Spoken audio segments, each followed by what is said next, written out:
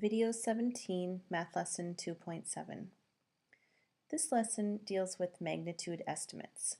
Please take your notebook and open to your next page and write the topic down, magnitude estimates, at the top.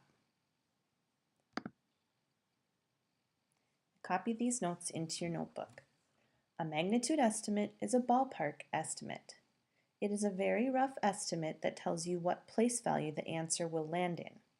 For example, you're trying to find out, will my answer be in the millions? Will my answer be in the hundreds? Will my answer be in the tens?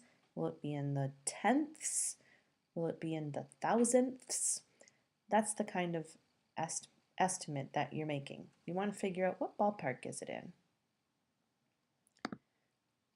Let's take a look at this example. And you should write this example into your notes as well.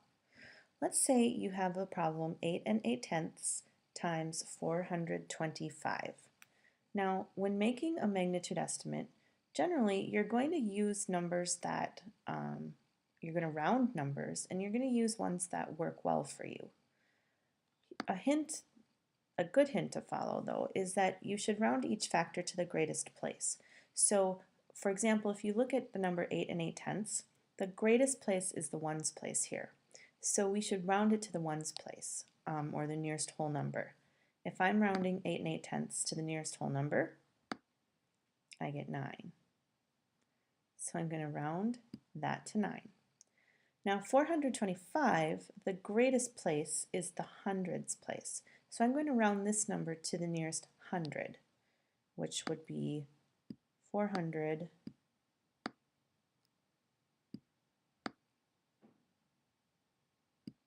There we go. Now, this is what I'm thinking in my head when I'm estimating. I'm thinking 9 times 400 equals, and we know how to multiply with multiples of 10. 9 times 4 is 36, so 9 times 400 would be 3,600 or 3,600.